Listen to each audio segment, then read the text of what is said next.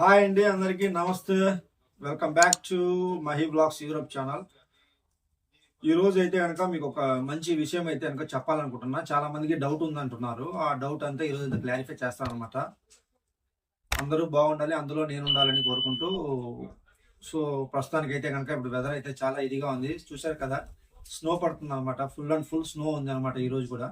So -4 అలా ఉంది అనమాట ప్రస్తుతానికి అయితే లిథువేనియాలో. సో ఈరోజు నేను చెప్పబోయే టాపిక్ ఏంటంటే కనుక ఇక్కడ యూరోప్లోకి షెంగెన్ జోన్లోకి వచ్చిన తర్వాత ఒక కంట్రీ నుంచి ఇంకో కంట్రీకి వెళ్ళి వర్క్ చేసుకోవచ్చు కదా అని చాలా మంది అనుకుంటున్నారు. చాలా మంది కూడా అడుగుతున్నారు అనమాట. సో ఏ కంట్రీకి వెళ్ళొచ్చు షెంగెన్ జోన్లో, తర్వాత అక్కడ నుంచి వేరే కంట్రీకి షిఫ్ట్ అవ్వాలంటే ఎలాగా అనే దాని గురించి మొత్తం అయితే ఈ వీడియోలో అయితే మీ అందరికి క్లారిటీ ఇస్తాను అనమాట. సో లాస్ట్ వరకు ఈ వీడియో స్కిప్ చేయకుండా చూడండి. సో మీకంటూ ఒక క్లారిటీ అయితే వస్తుంది. ఫైనల్గా అయితే కనుక చాలా మంది వచ్చేసి ప్రస్తుతానికి ఈ యూరోప్ లో చాలా కంట్రీస్ ఇప్పుడు ఇంటర్వ్యూస్ అవుతున్నాయి అనమాట. ఈ ఇంటర్వ్యూస్ లో వచ్చేసి ముఖ్యంగా ఇప్పుడు స్లోవేకియా, హంగరీ, తర్వాత క్రొయేషియా, రొమేనియా, బల్గేరియా, సో ఇట్లాంటి కంట్రీస్కి అయితే ఇంకా వర్క్ వీసాలు అంటే చాలా చాలా ఎక్కువ అవుతున్నాయి. సో మీరు చాలా మంది అడుగుతున్నారు. ఒక విషయం చెప్పాలి నేను.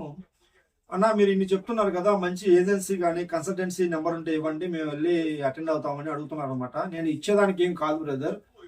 మీరు అక్కడికి వెళ్ళిన తర్వాత నేను ఏదన్నా ఒక మంచి కన్సల్టేషన్ని నాకు ఒక క్లారిటీ దొరికింది అంటే కనుక మంచి గేమ్ అవుతుంది. ఒక వాళ్ళు జెన్యూన్ అని నాకు తెలిసిందంటే కనుక నేను కంపల్సరీ యూట్యూబ్లోనే మంచి వీడియో చేసి పెడతాను మీ అందరి కోసం. సో దయచేసి అర్థం చేసుకోండి. నేను ఇప్పుడున్న సిచ్యువేషన్ ఎలాగుందంటే కనుక కొన్ని వీసాలు అవుతున్నాయి, కొన్ని వీసాలు అవ్వట్లేదు. కొంతమంది డబ్బులు కట్టించుకొని మోసం చేయడం అనేది జరుగుతుంది. దానివల్ల నేను ఒక పర్టికులర్ ఏజెన్సీలు ఏమన్నా చెప్పాలనుకున్నా చెప్పలేకపోతున్నాను. సో నాకు జెన్యూన్ అనిపిస్తే కనుక నేను కంపల్సరీ మీకైతే కనుక నేను ఇన్ఫార్మ్ చేస్తాను. దయచేసి అర్థం చేసుకోండి. దానివల్ల నేను చాలా మంది కూడా రిప్లై ఇవ్వడం లేదు. నాకు మంచి ఏజెన్సీ చెప్పండి అన్న, కన్సల్టెన్సీ నేము అది అని అడుగుతున్నారు. So okay, no problem. నాకు తెలిసిన వెంటనే అయితే కనుక మీకు అయితే కనుక నేను కంపల్సరీ అప్డేట్ చేస్తాను, నాకు జెన్యూన్ అనిపిస్తే కనుక. సో మీరు వెళ్ళి హ్యాపీగా మీరు ఇంటర్వ్యూ అటెండ్ అవ్వచ్చు. నేను దానికి అయితే కనుక నేను గ్యారంటీ ఇస్తాను. ఈ రోజు విషయం ఏంటంటే కనుక యూరోప్ నుంచి వచ్చిన వాళ్ళు ఇక్కడ వేరే కంట్రీ షిఫ్ట్ అవుదామని చాలా మంది అడుగుతారు అనమాట. దాని మీద క్లారిటీ ఇస్తాను, చూడండి లాస్ట్ వరకు వీడియో. ఇప్పుడైతే కనుక ప్రస్తుతానికి యూరోప్ లో 29 కంట్రీస్ అయితే కనుక షెంగెన్ జోన్ ఉన్నాయన్నమాట. రీసెంట్ గా బల్గేరియా, రొమేనియా కూడా షెంగెన్ జోన్ లోకి వచ్చింది జనవరిలో. అవి లాస్ట్ 3 years నుంచి పోరాడుతుంది ఆ కంట్రీస్. 2025 జనవరిలో అయితే అప్రూవల్ అయిపోయింది. ఆ రెండు కూడా షెంగెన్ జోన్ లోకి అయితే కనుక ఓకే అయిపోయి. మీరు Romania, Bulgaria, Slovakia, హంగేరియా, Croatia, Malta, grace, ఈ కంట్రీస్ లో ఏ కంట్రీస్కి వచ్చినా కూడా మీరు అక్కడికి వచ్చిన తర్వాత టీఆర్సీ కార్డు మీకు అప్లై అయిపోయిన తర్వాత ఆ టెంపరరీ రెసిడెన్సీ కార్డు పర్మిట్ తో మీరు ఏ కంట్రీకైనా టూరిస్ట్ అంటే ఏ కంట్రీకైనా మీరు విజిట్ చేయొచ్చు. ఒకవేళ మీకు ఏమైనా జాబ్ ఆపర్చునిటీస్ ఉంటే కనుక ఆ కంట్రీకి వెళ్ళి అటెండ్ అయిపోయి ఆ కంపెనీతో మీరు మాట్లాడుకొని ఓకే అంటే కనుక వాళ్ళు ప్రాసెస్ చేస్తారనమాట. మొత్తం మూవ్ చేసి మీకైతే కనుక మళ్ళీ వేరే కంట్రీలో టీఆర్సీ కార్డు అనేది అప్లై చేయడం అనేది జరుగుతుంది అనమాట. దానికి కొంచెం ప్రొసీజర్ ఉంది, అది కూడా చెప్తాను నేను. ఇంకోటి ఏంటంటే కనుక బ్రదర్ అడిగాడు అనమాట, అన్న నేను బోస్నియా వస్తున్నానా, బోస్నియా నుంచి వేరే కంట్రీకి వెళ్ళి వర్క్ చేసుకోవచ్చు కదా అని. లేదు బ్రదర్, మీరు బోస్నియా వస్తున్నారంటే కనుక బోస్నియా, సిప్రస్, ఆల్బానియా, మెకదోనియా, మౌంటెనెగ్రో, తర్వాత ఇలాగా చాలా కంట్రీస్ ఉన్నాయన్నమాట.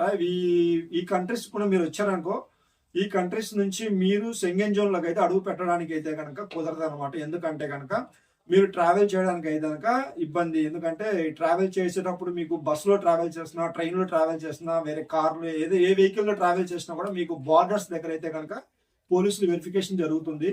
జరిగినప్పుడు మీకు దగ్గర సరైన డాక్యుమెంట్ వాళ్ళు లేకపోతే కనుక ఒక కనీసం విజిట్ పర్పస్ టూరిస్ట్ వీసా అన్నా ఉండాలి.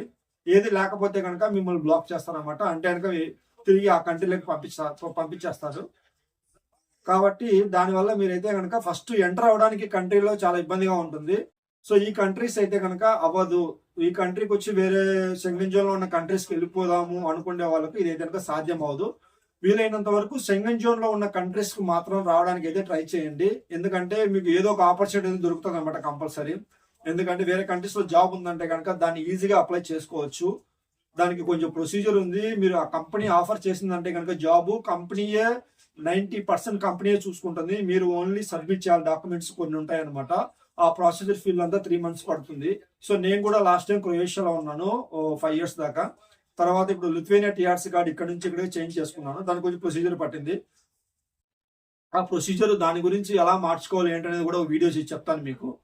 సో దయచేసి ఇలాంటి సెంగెన్ జోన్లో లేని కంట్రీస్కి వచ్చారంటే కనుక మీకు ఏం లాభం ఉండదు. సాలరీస్ కూడా బాగా తక్కువ ఉంటాయి.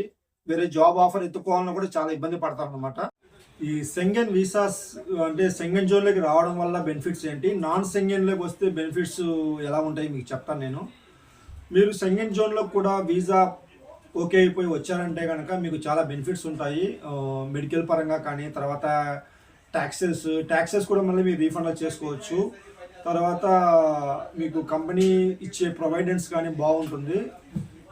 దీనివల్ల ఇంకోటి మంచి బెనిఫిట్ అంటే కొన్ని కంటెస్ట్లో మీరు 5 years కూడా కంప్లీట్ చేశారంటే కనుక మీకు పిఆర్ పర్మనెంట్ రెసిడెన్సీ కార్డ్ అనేది అయితే వస్తుందన్నమాట.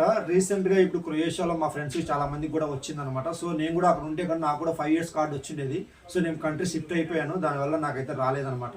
ఇప్పుడు ఆ కార్డు 5 years అయితే లాస్ట్ ఇయర్ 1 year ఎక్స్టెండ్ చేసేవాళ్ళు క్రొయేషియాలో. ఇప్పుడు అలాగే చాలా కంట్రీస్లో కూడా లిథువేనియాలో 2 years ఉందనమాట. సో క్రొయేషియాలో 1 year కదా. సో ఎవరైతే 5 years కంప్లీట్గా అక్కడ ఆ కంట్రీలో చేశారనుకో వాళ్ళకి పిఆర్ అనమాట, permanent residency card. So citizen వేరు, పిఆర్ వేరండి.